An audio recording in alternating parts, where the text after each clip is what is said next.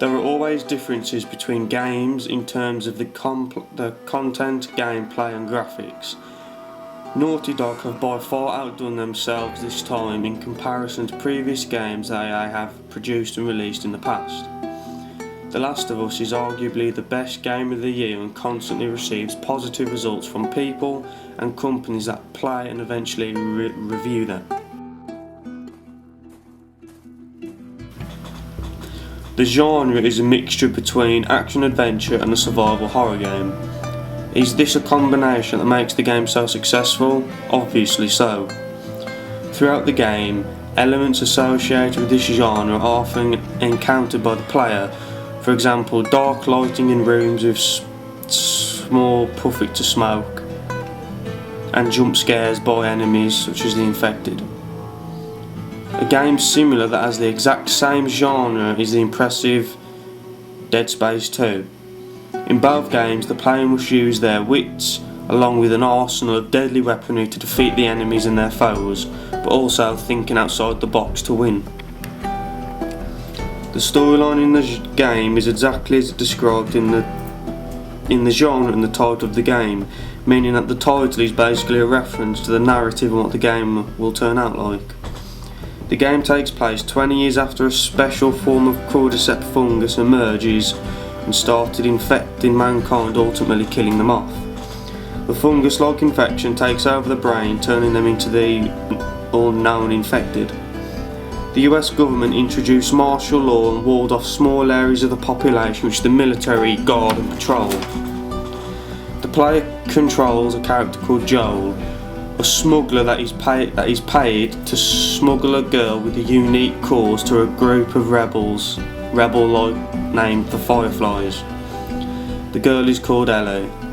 As Joel and Ellie travel across the United States, they encounter numerous threats from the infected that are scattered all over the outside world, other scavengers and hunters. The player must decide to kill or be killed in a matter of seconds, which in this type of game is a huge element to its success and to winning the game. The main characters are Joel, Ellie, Tess and Bill. Joel is the main playable character who is a smuggler. Now he's just paid to smuggle weaponry and other goods in and out of the walled cities. Ellie is his sidekick, which plays the secondary role and is simply just a child which Joel is paid to help and smuggle. Tess is Joel's partner and has been his partner for a while. Bill is Joel's friend, which also acts as like a secondary partner but isn't seen a lot throughout the game. From start to finish, Joel and Ellie come across many different factions, some friendly and some extremely hostile.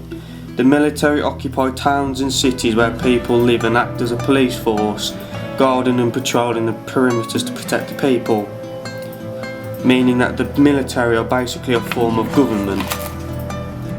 Fireflies are an anti-government militia which want the return of all branches of government in the wake of military oppression. The war between the Fireflies and the military is mentioned quite a lot throughout the game, but the player doesn't actually come across any Fireflies except for their leader, Marlene, and the odd Firefly corpse. The Fireflies are one of the few remaining organised groups that are still searching for a vaccine for the infected that has plagued and wiped out humanity.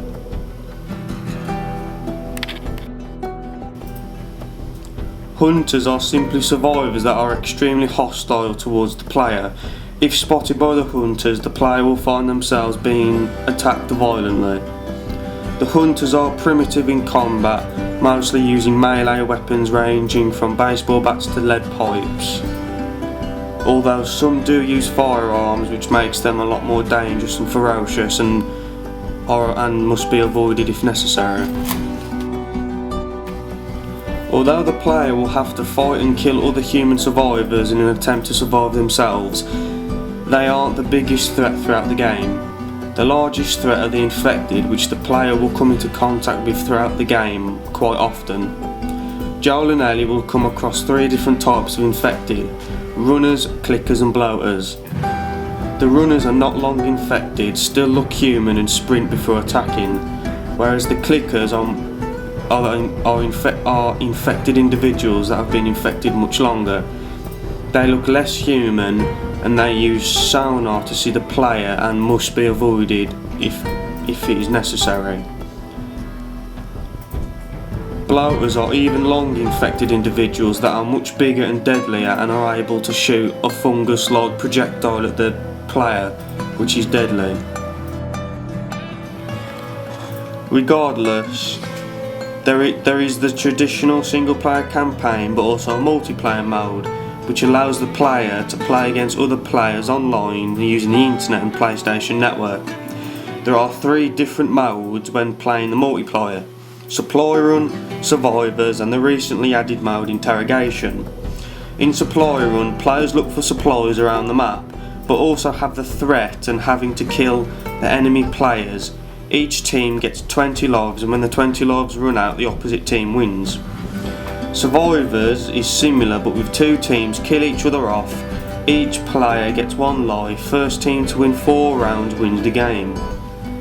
In Interrogation, players need to catch and interrogate enemy players in an attempt to find their supplies and to level up. The target audience for The Last of Us is primarily aimed towards males aged 15 to 25, simply due to the high level of violence, blood and gore, firearms and death, although it is available for females too. The socio-economic grouping is D to E, meaning that the players will be students or young people living at home.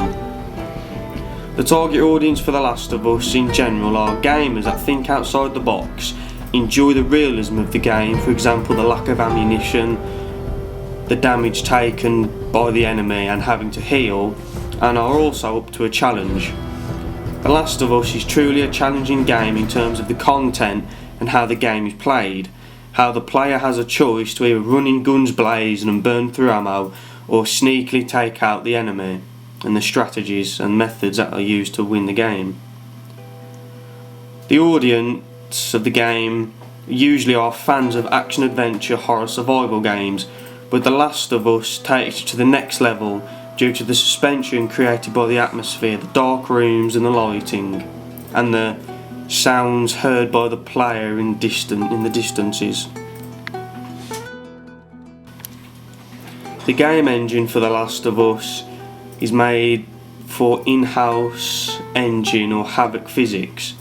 The gameplay is smooth and runs extremely well on the PlayStation 3. The game's artificial intelligence are constantly repetitive though when in combat. The same expectations when they attack, they run towards you and swing their arms, and the different motion capture for the characters is mainly the same. The gameplay will appeal towards people that are fans of the gameplay style, for example the way that the character moves, talks and interacts with other characters. The controls are simple and standard to any other survival game out there. R1 is to shoot, while L1 is to aim. L2 is to run and R2 is to listen in the distance for enemies. The left analog stick is to move and the right analog stick is to look around. Start is to pause and select is to get out the rucksack, which can be made by the player to make items that can be used in combat or to heal. Square is to use the melee weapon. Triangle is to interact and pick up things. Circle is to crouch. X is to climb, and the right thumbstick in is to activate the flashlight.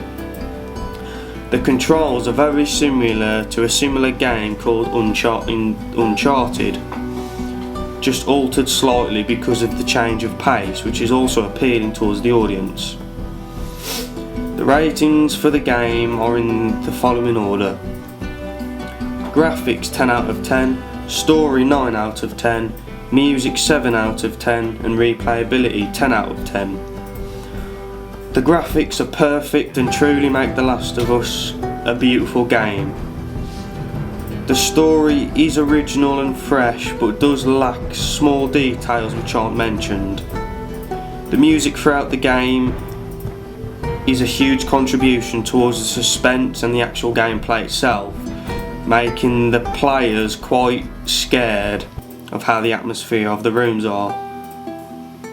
Replayability is 10 out of 10 because although you know what's coming, it is still an exciting game to play and is definitely worth the money. The final score altogether is 9 out of 10. My opinion on the game is mainly positive, but only to a certain extent. The overall game is good with the use of narrative, the graphics, the characters and the content, etc. But personally I think that the lack of weaponry in the game is what makes The Last of Us a slight letdown. There isn't a huge range of weaponry that can be used in terms of firearms and melee weapons. Just the same weapons again and again appear, for example the bats, the pipes, the pistols, the shotguns and the rifles. Weaponry that is in the multiplayer isn't in the campaign, such as the M16 and the M14, which would make the campaign slightly more interesting, but yet it's still a slight letdown. Regardless of my opinion on the lack of weaponry, there might be a small portion of the audience or the fans of the game which are happy with the amount of weaponry used, and the weaponry used would be appealing for them and make them want to play the game even more.